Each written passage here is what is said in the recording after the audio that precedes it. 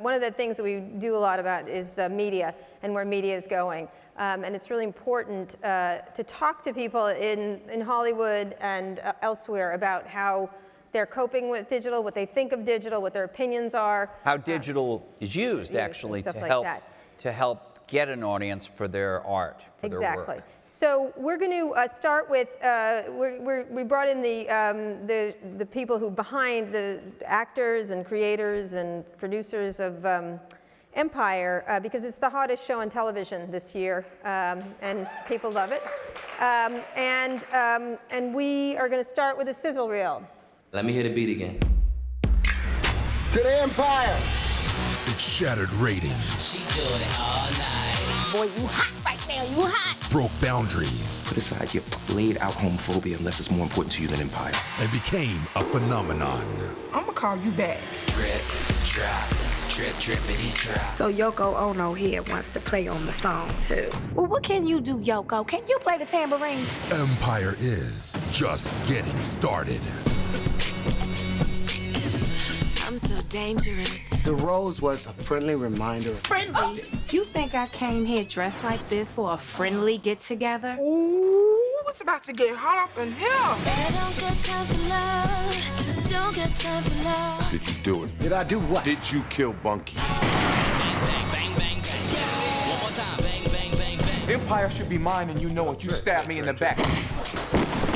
Tell me why I shouldn't throw this drink in your face. Because you never get up off the floor? I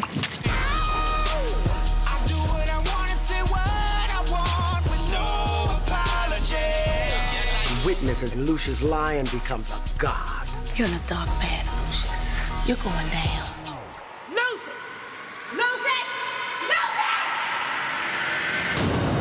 Lucious! Empire returns soon with all new episodes on Fox. Name's Cookie. Ask about me. Anyway,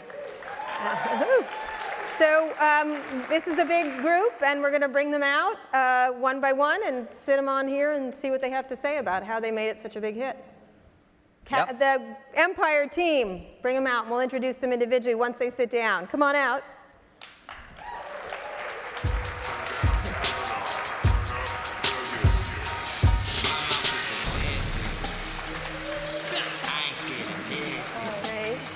Don't be nervous. I'm not. Don't you worry.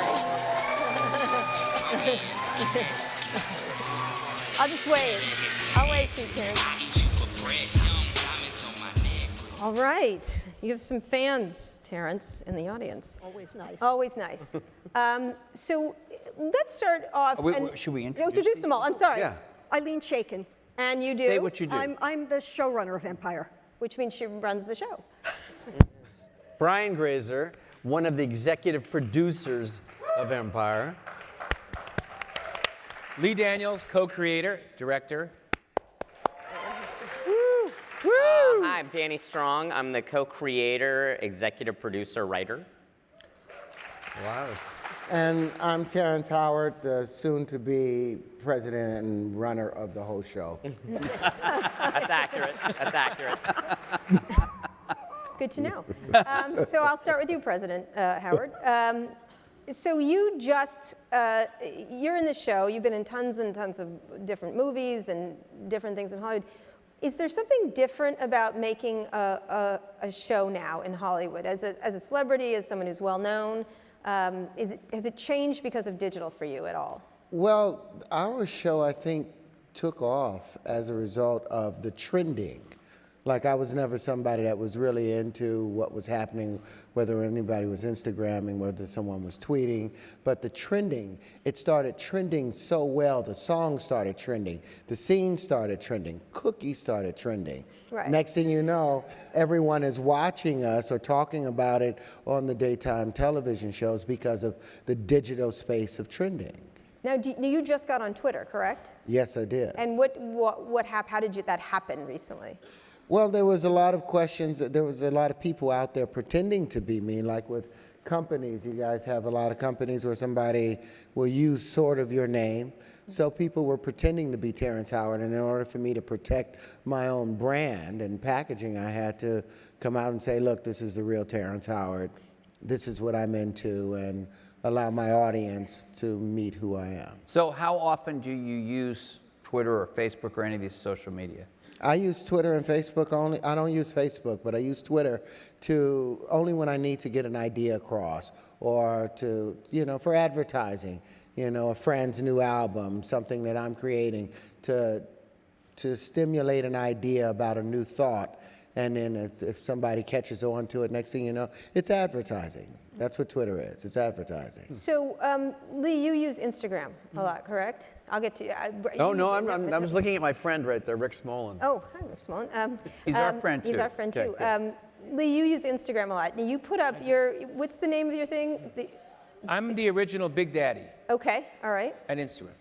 And you put up pictures of you with celebrities, or every day, or how do you use the medium for the show? It's sort of a diary of my life. I put up. It's crazy. I just spoke to Terrence. He sent me a picture of his beautiful new baby. I said, "Oh, Terrence, I got to Instagram this." He's like, "Don't Instagram it." So what I do is I put up pictures of what's happening to me every day. It's a diary, and I end up looking. I've watched myself lose weight over it. I've watched my kids go to college over it. I don't have a good memory, so it helps me. It helps me remember. Oh, last week this is where I was, and so yeah. So it's a diary of what it is, and then I look back, and then I look like I got a bunch of stars for celebrity friends, but it's just, And do you? Sometimes I get in trouble for. I get in trouble a lot for it. What trouble do you get? Because sometimes I'm socializing. I'm a little liquored up, and Sometimes. and I push send, and that but it is what it is. Right. I'm sure it doesn't hurt. It's my life. It doesn't hurt with this particular show, because I don't think that's a negative here from the sizzle reel and what I've been watching it. How about you, Danny? I just started Twitter about a week before the premiere of the show, and I feel like an idiot that I have not been on it for the last several years, because it's so much fun. And I'm a news junkie, and it's an amazing way to get news. Sometimes I worry that I'm going to get myself in trouble with the tweets, with things I'm going to say, and I'm fairly political, and this is an entertainment show, and so I think I'm about to tweet something, and why don't I just keep that to myself? So that happens from time to time, but it's been a blast and a great way to promote the show as well. And how much of a time suck is it for you in your life? Well, I'm so ADD, like I think everyone on this panel basically, so it's just another way to make the ADD even worse. So, Brian, do you use your Instagram more than your Twitter? As soon as I started on Twitter, I used it way more than Instagram. I was Instagramming first, and then once I started Twitter, and I think each person just has something they're drawn to. Some people are into everything, but I know people that are more into Twitter than they are Instagram as opposed to Facebook, and I think of the three, I really prefer Twitter. So let's talk about it in the context of your show, because this show goes crazy on social. Ilene's got some statistics. You want to talk about them, what's happening with it? Because there's several shows right now, and I think what's interesting is TV shows have to be viral, and that's a digital term. And it used to be just popular, like a Dallas or a Dynasty, but they really do have to go viral. Scandal is one that's done that, Grey's Anatomy, Mad Men, certain movies do, not as much as television shows. But we've kicked all their asses. Okay, all right, okay. How so? Talk about what, when you're thinking, Brian, you've been in the business forever, what's the difference? Forever. No. How do you look at it now? How do you look at this digital medium is it just a marketing thing like you talked about, or is it more? I think it helps sustain the interest in the show, for sure. I think I mentioned to you earlier, just before we came on 24 was pretty early to register in social media. Right. And I think this show registers in a huge way, and I think the correlation is that in the case of 24, it had its own sort of virality to it, because every single week there was a cliffhanger that compelled you to watch the next episode. This show, due to these guys, They created really dynamic and hooky characters that you want to follow and you're committed to. And instead of a cliffhanger at the end of every show, there's a cliffhanger 3 times within the show. So you're just completely tossed into it. It's almost like experiencing a live event, like going to U2 this weekend or watching the NBA playoffs and LeBron, where you're just really interested and you know something good is going to happen, something that's going to excite you or adrenalize you, and you're going to want to tell somebody. But as somebody who has had so much success, when you were doing if you were doing a show, even this viral and hooky and all that stuff, 15 years ago, would it have been able to kind of accelerate the way this has without social media, which didn't exist then? I don't know if it would have the same sort of. I don't know if it would have the same sort of volcanic trajectory. But I do have to say that, you know, Dynasty and Dallas, those shows really had enormous power with the audience. But I don't know if it had the same propulsion where every single week it was able to leapfrog the previous week. And I think social media had a huge effect on this show's success that way. So Ilene, you had a hit show on Showtime. It was a cable show, The L Word. How is that different? That was just when digital was starting. Digital happened in the middle of The L Word. When we started, didn't really pay any attention. Nobody knew what it was. Nobody thought it was important. There were things called message boards. Right. And we occasionally read the message boards to see what people were saying, and then they'd say something mean, and we'd say, oh, we don't care about the message boards. Right. We don't care what they think.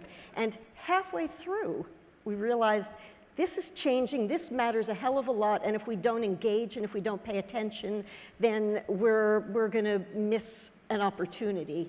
But it's changed exponentially every year. And I think that the big difference, to your point, is some years ago, when Brian first started doing 24, a show could become a huge hit, something like what we now call viral, without social media.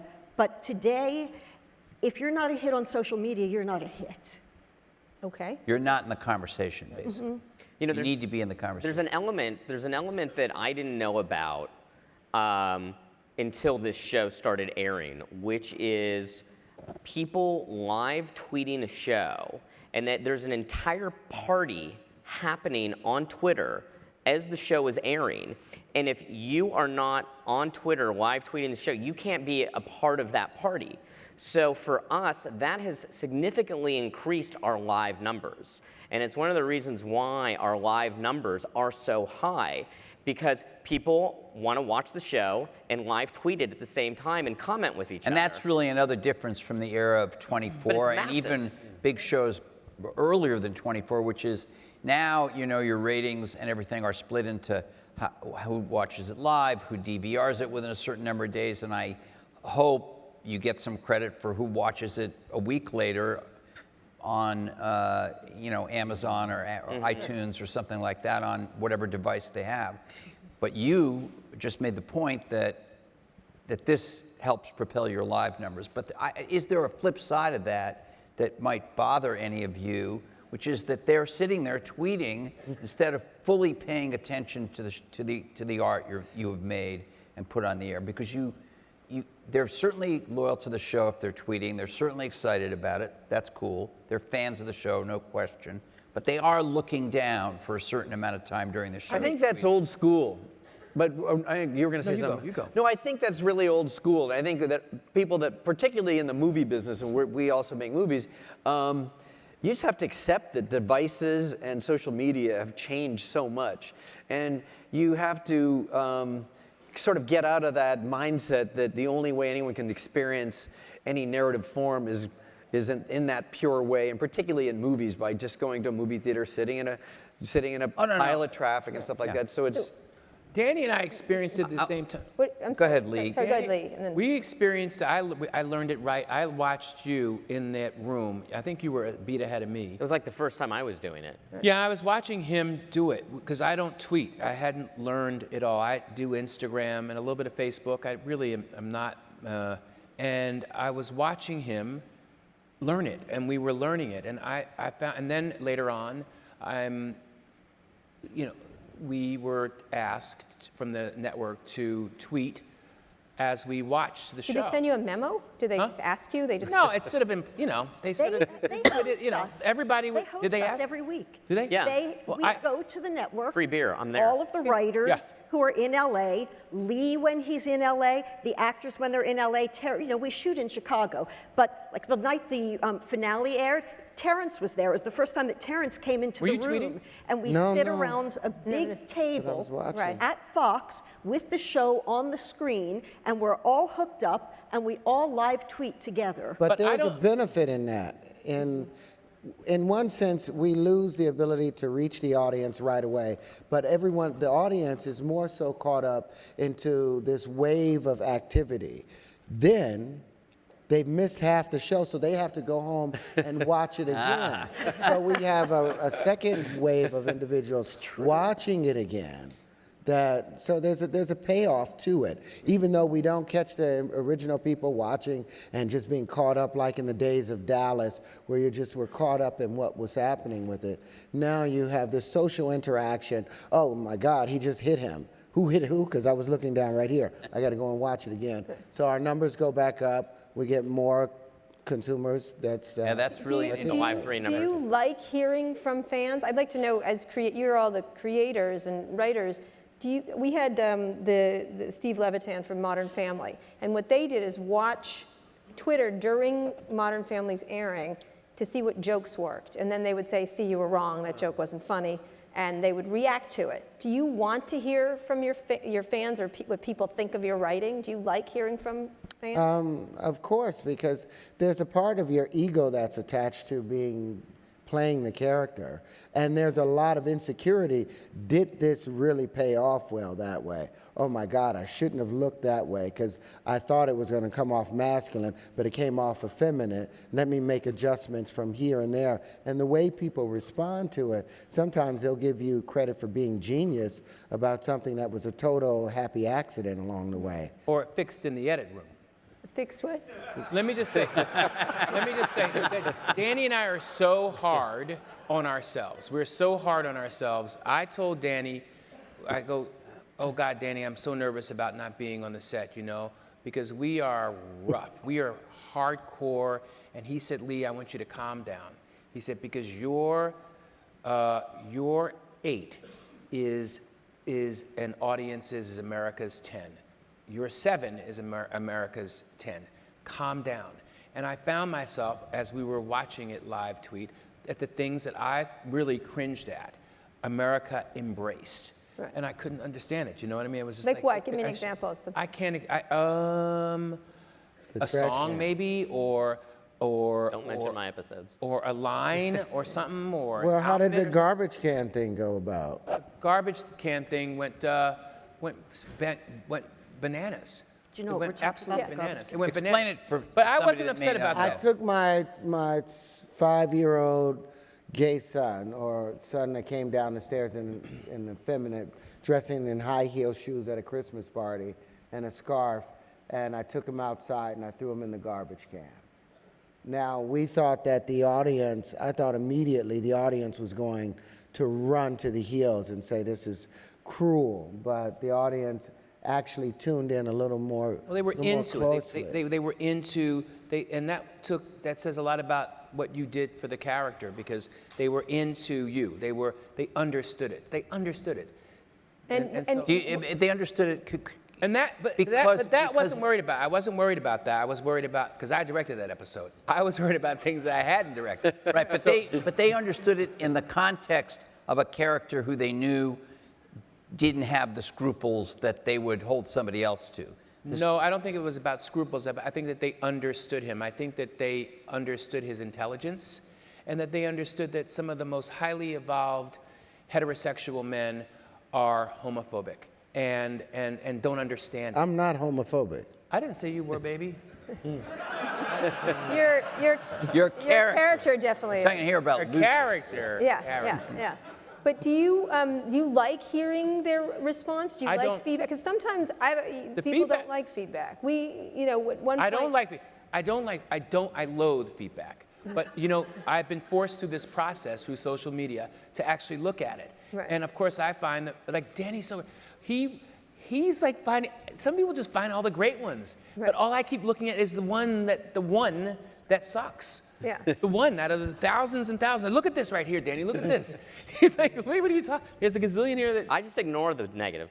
I think it's really interesting to get the feedback. I mean, I think what's important is that you don't get so caught up in that what anyone tweets or what anyone writes on a comment page is the gospel, or to get too. I mean, on comment pages online, it's a showcase for a lot of people's anger.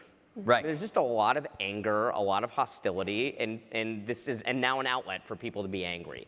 And I think that we receive some of that anger with our show, and you just have to sort of take it all, I think, with a grain of salt. And if you take it all as gospel, it'll drive you crazy. So going a little higher, Brian and Ilene, because you've been producing for a long time. Did you do Falcon Crest? I'm trying to remember. Which show did you do? You did some. What's the Aaron Spelling show? Well, I was an executive with Aaron Spelling for years, but I didn't work on any good shows. Okay, all right. Except for Twin Peaks. Twin Peaks, all right, great. Twin Peaks, okay. You worked on Twin Peaks? I put it together. That's amazing. I didn't know So that. how has Hollywood changed from your perspective? How is Hollywood looking at Apple and Amazon? I'd love to know what you guys think about, would you work for Amazon? Would you go on a show made by Netflix? Obviously Netflix is really successful now. How do you look at those things? Why don't we start with you guys first? How do you look at what's happened? Like Netflix having 2 big hits, for example. I have a show on Netflix, Arrested Development. Right, that's right. Right. I like Nick.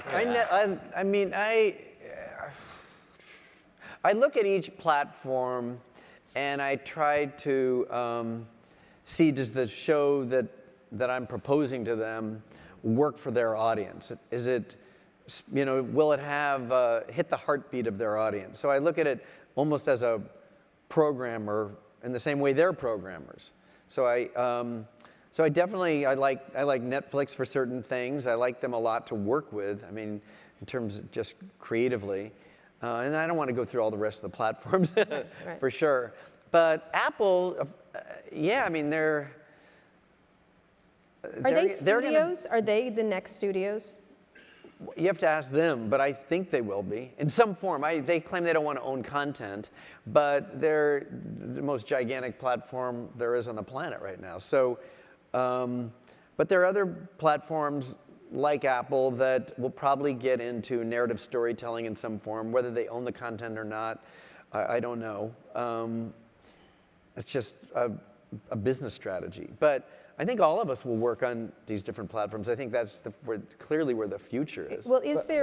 Go ahead, Terrence. Go ahead, Terrence. I'm thinking, yeah, we'll all work on a lot of these platforms, but the platforms right now really are limited in their scope. I mean, here we're talking about digital being binary, using binary to describe 3-dimensional life.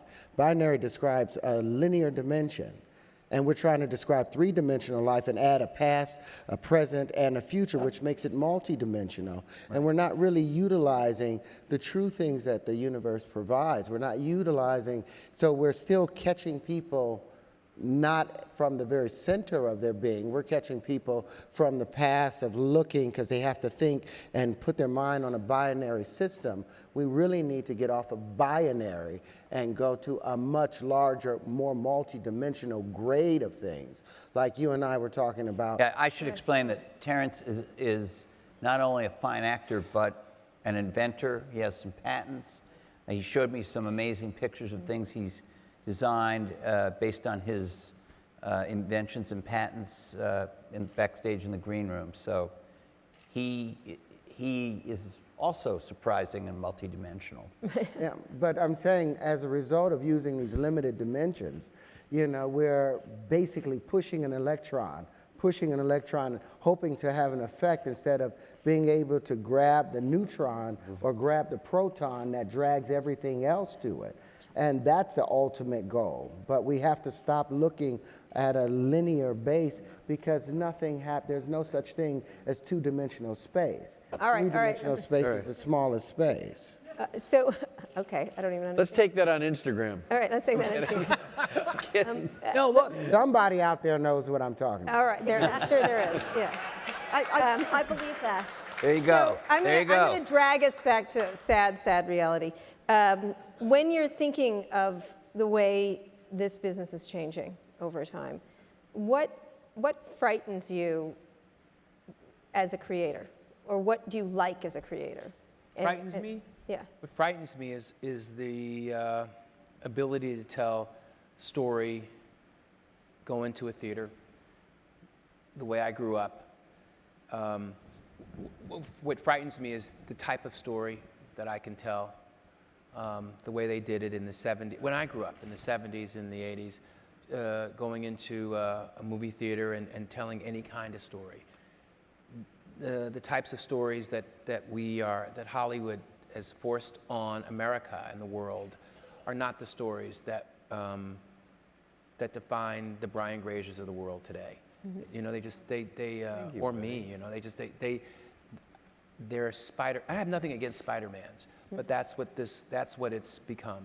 And that's tragedy. But I think that that's the beauty of all of these new platforms, because as it becomes harder and harder to tell those stories in the movies the way that we did for many years, it becomes more and more possible to tell them in all of these new mediums and platforms, and to tell them in the way that allows you to maintain control over your stories. Do you agree with that? Controlling the stories.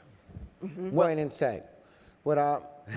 If you really want to control the story, control where the audience is going, instead of forcing the camera this way or forcing the camera that way, why not put a triangle behind somebody or utilizing the set with the triangle? Because that's going to cause the DNA in the phosphorus. The triangle, the red, the phosphorus will activate, and now you've got their attention any way you want them. That's what I'm saying. There's better ways of telling stories. Manipulating. Right. Okay, go ahead. I mean, on the positive side, by the way, all of these platforms, as they evolve, they sort of democratize creativity. So, and each artist, in the same way, each artist can, very inexpensively, can tell a story. Right. And YouTube certainly empowers that, from very rudimentary stories that are told for nothing to more expensive stories. And I think that all of these platforms, as they continue to evolve, say 5 years from now, there'll be artists like any one of us individually that will be able to, with our own personal resources, make a movie and have a day and date release. We just had the GoPro CEO here earlier today, and they've got a new 3-dimensional camera, which is, it spins around and can see it from anywhere, and they're quite beautiful. They're people amazing. Can create on their own. They'll be selling it. They're going to have a thing called a quadcopter, which is, it's a helicopter drone, essentially, where you can take movies. So it's like a Hollywood movie and things like that. And some of the stuff people are creating is really... So these tools get in the hands of somebody with an idea who would never have been able to break through in Hollywood and raise the money or get a studio to distribute it. They can distribute it on YouTube. They can distribute it on... Maybe it'll be on Amazon. iTunes, put it on Amazon, whatever. Any one of those things, which is a really powerful force. And as you just said, like GoPro, a year ago, we were all being exposed to Go pretty early, and I just thought it was one of the greatest cinematic achievements in our most recent decades. Do you think you need the storytellers now, that everybody's telling a story? Like, everybody can tell their own story or whatever? Well, that doesn't mean the story's going to be good. No. Or going to be worthy of a distribution. But some percentage of them will. Look, it's the same thing journalists have worried about now for 5 or 10 years. We know that everybody who proclaims themselves a journalist doesn't do it very well, but some percentage of them do it very well and are every bit as good as the so-called official journalists. Well, then they become official journalists, don't they? They do. In a certain way. They do, but in a way website in a way that's less expensive, less restricted, and all that other kind of stuff. I mean, right now you've got two things happening from my point of view that are very clear, which is in television, you have an exploding industry creatively. You've got multiple platforms that are looking for all different kinds of content with Amazon, Hulu, Netflix. That's raised the bar for the networks. That's how our show got on the air, is that cable was beating network television to such an extent that they took a chance on something that now everyone sees as a big hit, but at the time was completely unorthodox, an all African-American soap opera that tackled homophobia. I mean, that is not something that you would think that a was network with music? show. Yeah, there was also a musical. Now, so in television, you've got this sort of exploding outlets. Simultaneously in film, you've got, because major studios are looking to create content for the international marketplace, Right. you've got a restricting in creativity, because you've got them wanting to create entertainment that can play just as well in the United States that can play in China or Bulgaria or all So over you're the getting world. the Spider-Mans and the... Yeah, so that's why you've got these Because that mass- translates. Yeah, so totally. it's literally one industry is exploding creatively and the other industry is restricting creatively, and it's happening literally right before our eyes. So you think you don't have as much opportunity to have a narrative or not? Say that again? True. To have a narrative, to have narrative storytelling. I think in cinema, no. No. I mean, some of the stories that I know. Your last would movie be- was The Butler. Sorry? Your last movie was The Butler, is that correct? Is that right? Their last movie, they both. They're both. Our last movie. All Terrence three was of in it too, all three of us. Terrence, you were in it too. Yeah, sure. He's in. But I think that the Butlers are far and few between. They're Took 4 years to get The Butler made. yeah, and I think that the movies that I want to make, the Monsters Balls, the Preciouses of the world, studios ain't feeling that. They don't want that. So are we yet at the point? I think they're underestimating what it is that we all in this room want to see. I get you, and I get that you can now. There's now a lot of opportunities to do that in TV. Correct. Or various platforms Yeah. of TV, what we would generally broadly call TV. In cinema, do you think that we're there or going to soon get to where there'll be because it's shrinking, it's being more restricted, I think people will start putting them up on the internet, full-blown movies. I don't know. What I do know is that I am a filmmaker to the end. And so I'm going down, shooting on 35, shooting, that's. But would you object to it then being digitized and put out they can do whatever. other I mean, format? I got my own way of doing it. I get it. And I'm old school, and it is what it is for me, but I believe in storytelling. I believe in making people feel. That's what movies did to me. They made me feel. They made me cry. They made me laugh. They made me horny. They made me hungry. Mm-hmm. That's what I try to do. In view of what Lee is saying, I understand that because, like Lee said, I have a new child. Now, the doctor said we should have waited for, don't give the baby a bottle, let him slowly nurse, because then the milk will start to produce. Well, I couldn't. I snuck out and I gave my baby a bottle. The second day, I started sneaking him formula. Yeah. Now, as a result, he's gotten used to the immediate gratification. Right, well that's... Instead of the long process. What Lee is talking about, there's so much work that goes into really massaging and building the 35 millimeter and presenting it out there. But our audience is so used to this immediate gratification. Right, well that's a lot, all of society. The instant that you push a button, you get a car. You push a button, you get this. On the point though that you were making about digital distribution, right. From my point of view, is that my goal isn't just to make something and put it out there. My goal is I want to make something. It's really hard to make these projects. I want it to succeed.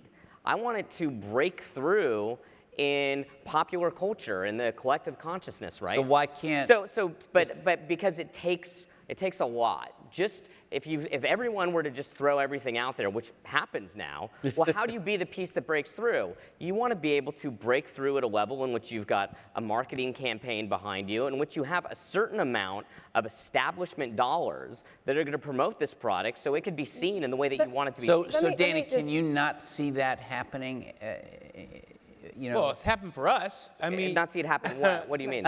In a purely digital way. I think it's happening in a purely digital way. I think you look at Netflix and Amazon, and they've done that. Right. So let me move it to on a bigger picture. Has Hollywood do you feel like the system has changed enough, or are they still scared of the tech industry? There's always been this. You've moved back and forth between them. How do you look at those relationships now?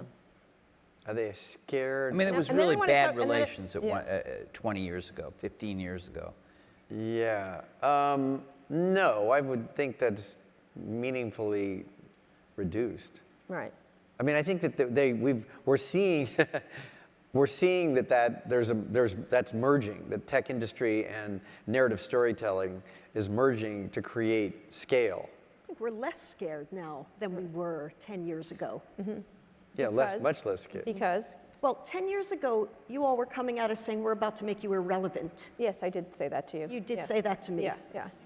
And I said, I don't think we're going to become irrelevant. I think that those of us who consider ourselves to be storytellers are always going to be storytellers, and a great storyteller is always going to be a great storyteller. And the media and the technology may change a bit, but they're going to tell their stories. And I think that what's become understood is that we are still the premier storytellers, and we work hand in hand with the technologists and with the technology that's available to us to engage, to get our stories out there, to make them relevant in a different way, to understand from the world and from the audience what's moving people, which is really, really important to us. It's really important to us to move people. I'm going to ask about go ahead, Brian. The only thing I was going to say, there's so many pieces to this, but in the time that I've been a movie producer or television producer, both, which is about 30 years, it feels like about every 7 years there's a new cycle. And the cycle that I'm referring to is the compensation structure. And when I started, the compensation structure was in favor of the artists. And then when television really started to have power, the compensation structure changed to the system. And I see that it kind of alternates periodically. And right about 4 years ago, the compensation structure changed very unfavorably to artists.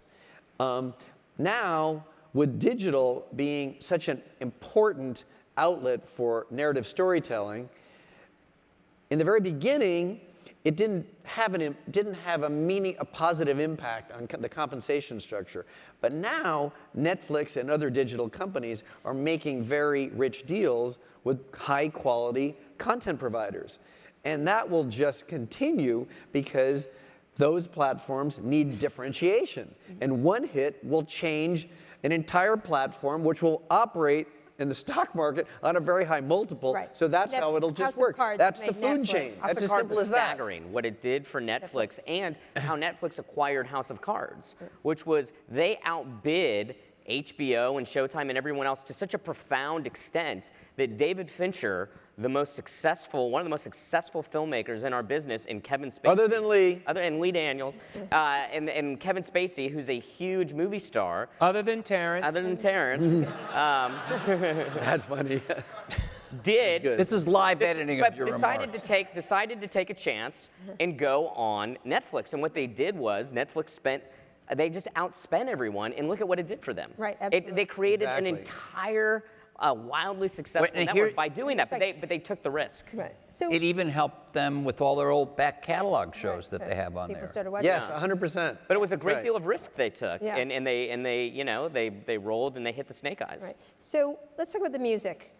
You just introduced into the show this plot line around. There's not a lot about digital music in it. There's a little bit, but your character, you're talking a lot about albums and creating and everything else. You don't talk a lot about the music industry. Season 1 we didn't. You didn't. But why was that? Because it's the most profound thing that's affected the music industry is. You didn't talk about it in the pilot. streaming. He does a little bit. You're right. In the pilot, and we talk about how it has affected. And music has been really important, being sold on this show as a revenue stream, I assume, to get things.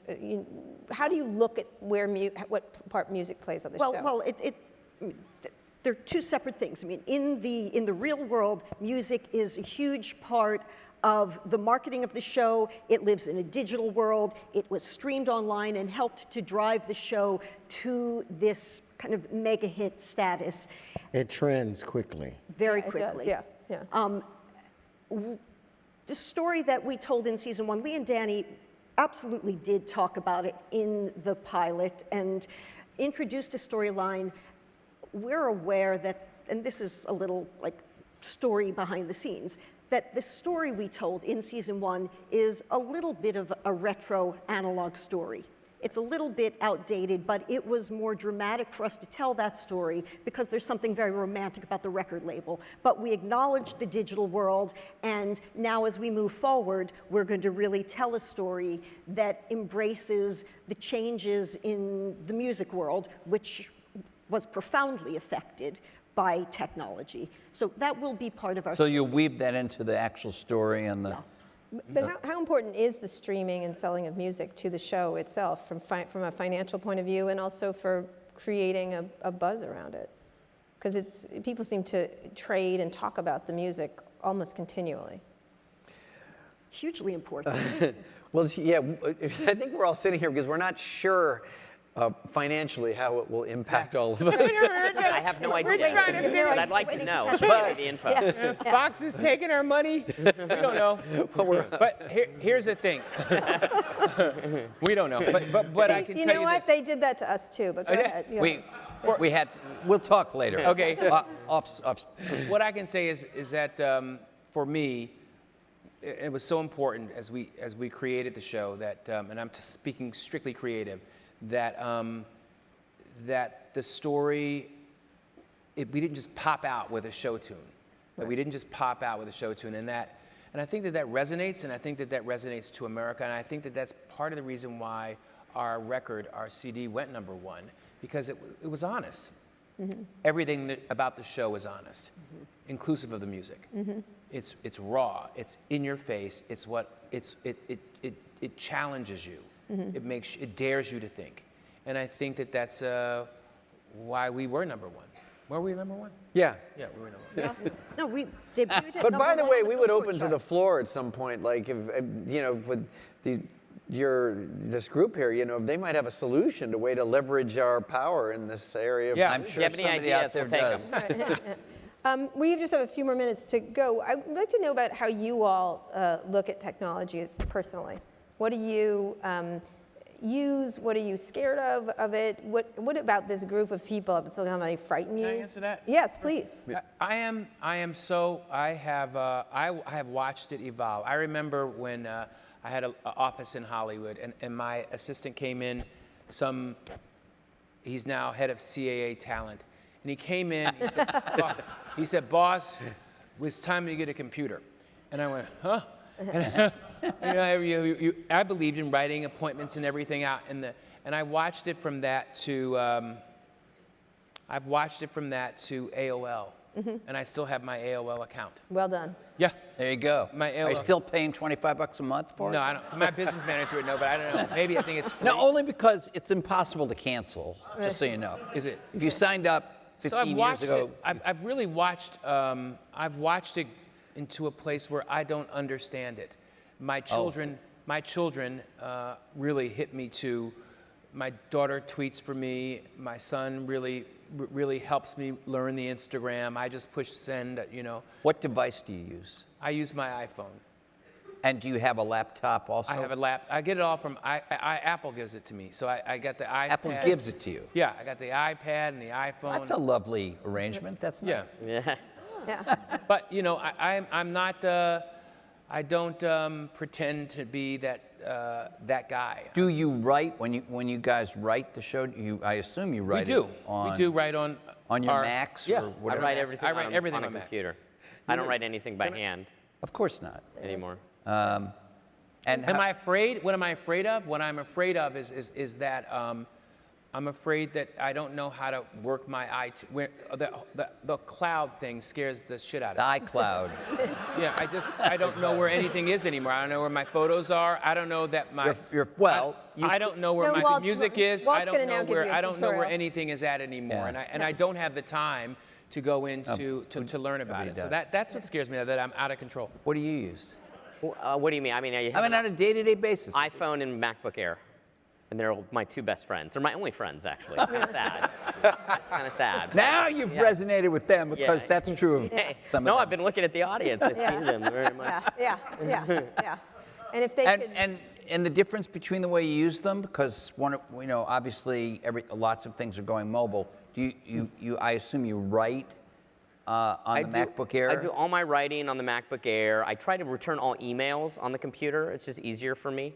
And then the phone is much better for Twitter, Instagram, obviously, and texting. So I mean, it's kind of standard stuff, I think, what's going on with people these days. But I would say that it is certainly, and I already said this before, but I'm going to keep making this point, it is exasperating my ADD to such a profound extent. Well, because it's like I can't take one moment where I'm not checking something. Okay, or so I'm then- But do you find that it interferes with your work? It interferes with my work. Yes. I'm on that fucking. Yes. I'm on that Instagram. He didn't say that. He didn't say that. whatever you want. I'm on that Instagram, and I find myself that I should not be. I'm checking and see where everybody's at. I should be working. I think. So can I just give you guys some advice? Yes. Do not buy an Apple Watch if you have ADD. No, I'm not going to do it. 'Cause I already saw. It'll hit your wrist every 10 seconds. Yeah, I don't need that. All right, It's already let's bad finish it. enough. Let's finish up, and then we'll get to some questions from the audience. Terrence? What did you say? What are you scared of digitally? Well, I'm just scared of the fact that they're really still on this two-dimensional plane when All right. we can be doing a lot All right. more. We're not. All right, I'm going to stick with that. But Terrence, you have an iPhone because I saw it. You were showing him. Yeah, I have an iPhone. I use my iPhone, but oftentimes, I'll make a quick point. I had a company called Apollo Diamond. Now it's Sile Diamond. And the main point was we were growing diamonds so that we could use the diamonds as a superconductant to speed up computers, to make chips, to speed up a computer 1,000 times faster, because silicon melts at 200 degrees Celsius and diamond gets stronger at 2,000 degrees Celsius. It was so hard to find the help because it's such a disruptive influence on the market in a number of different ways. All right. So I'm afraid. Yeah. I'm afraid that the things that can really propel us into the future, where we really can have a huge impact and affect total social consciousness, we'll never get to because everyone won't come and participate. All right, well, there's a lot of VCs here who might back you on these ideas. There are people Brian with money and here. Ilene, what would you? Any of this stuff? Yeah, what Yeah, I mean, you as worry you go about? through your day and your What work. I'm worried about, whatever. Well, first of all, I'm pretty I use technology. I won't say what I won't use, but I'm pretty codependent upon my iPhone. I do everything on my iPhone, everything. And when I wake up in the morning, go to my iPhone, and then when I go downstairs, iPad. That's Your what? iPad. I don't have a. Okay. Yeah. Upstairs iPhone, switch to the iPad. Yeah. That's my life. But you didn't answer what you were afraid of, Brian. Okay, so I'll give you the quick litmus test. About 15 years ago, I go to this very fancy conference, which many of you probably do, but I go to different conferences. 15 years ago, the litmus test was all the analog superstars had the best seats. About 7 or 8 years later, we had no seats. We were sitting some other place. All of the other guys, you guys, were sitting in the best seats. This is Ted. Yeah. No. We're gonna say, no. This is No. This is Herb Allen. Something else. So in any event, then 4 years ago, then actually I did notice my compensation was changing during that period of time, that 15-year arc. 4 years ago, I realized we were starting to get good seats again. The storytellers. And I even realized people that I was slightly intimidated were going, they were shouting me out on the television shows that I produced. Not the movies, but like, oh, we love Friday Night Lights, or something like that, or Arrested Development. Getting lots of love for these little TV shows. And I thought, wow, this is a very, very good sign. and here we are today, and we're actually praising the possibilities of what the technology industry is going to do to narrative form in the future. At least I am anyway, because I think it's going to... I have to tell you this. Uh-oh. I missed Friday Night Lights when it was on live.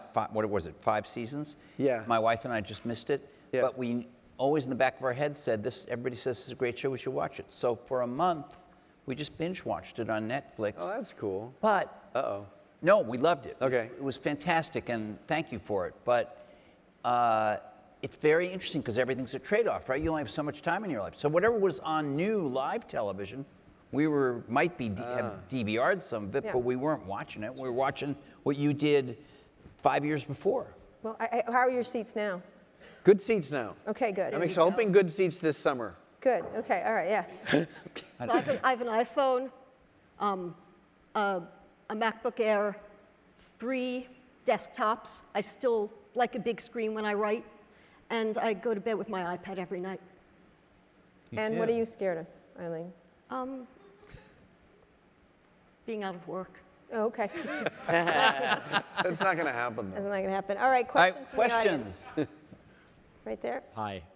Craig Foreman from Next News Ventures, and thanks very much.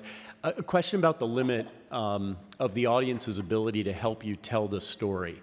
And we've heard a lot of immersive technology in the last 2 days, and a company this morning that talked about its biggest piece this quarter, which was a dress that they deliberately went viral with that caused the internet to explode. Getting the audience to react to that dress was a deliberate part of their strategy to make that a successful business. But for you guys as professional storytellers, at what point does the audience stay away from influencing you and telling the narrative? If the garbage can incident hadn't trended well but had trended the opposite, how would that have affected the way that you think you might have told the story? I wouldn't have cared, because the story has to resonate. It has to be true to me. It has to be something that I'm interested in. And I never care about what you all care about. I care about what I care about. I also have strong opinions of this, which is that the storyteller, we're the leader. We tell the story, and you either like our story or you don't like our story. But if we try and tell the story that we think you want to see, then all of a sudden, well, I don't know what you want to see, because what you want to see is different than what she wants to see. So then the story becomes diluted. But I would say when we're creating, we are absolutely in that bubble. We're not thinking about anybody else. We're telling our stories with as much passion and integrity as we can. But at some point, the feedback bleeds in. It's a kind of osmosis. We don't take it in consciously. We're aware of it, though, and we engage with it. But there's also another thing, which is that because we're in such an interactive conversation now, the stories that we're allowed to tell are really affected by this interactive technology, by what's said and how, whether or not it goes viral. And I can think of, some specific examples, some things that I know Lee really wanted to do in season 1 that he got to do. He fought for it. He did exactly what he said, even though the network was terrified of it. And then it all went viral, and people loved it, and they screamed about it, and now they all know that he was right. And we get to do more of it. Yeah. That's cool. Thanks. Yes. Two things. I guess the first is just a comment. It's actually quite reassuring after hearing you all talk about technology and the role that it's played in the show. What really seems to have dominated is just that old school saying that content is king. So regardless of how much you're paying attention to social media or the platform, it's great shows will always find their audience. So bravo on that. But my question is, yesterday, Evan Spiegel from Snapchat said he draws a clear distinction between brands and people on social media. And I've heard several of you up there refer to yourselves as brands on social media. Where do you draw the distinction, I guess? How does that sort of shape what you're sharing? Ooh.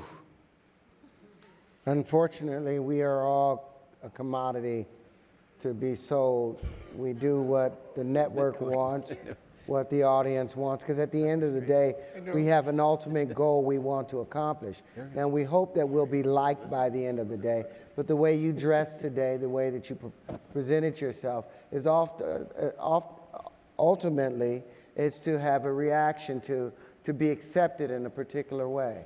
So, I mean, we know that we are a commodity. I can't leave my house the way I used to leave my house 10 years ago because somebody will take a picture. And in what the other gentleman asked earlier about, You know, does it affect what they're saying? Maybe to the writers and the directors it doesn't affect, but the actors, if we read that we look terrible or we looked weak in a moment in a scene, we immediately start making adjustments.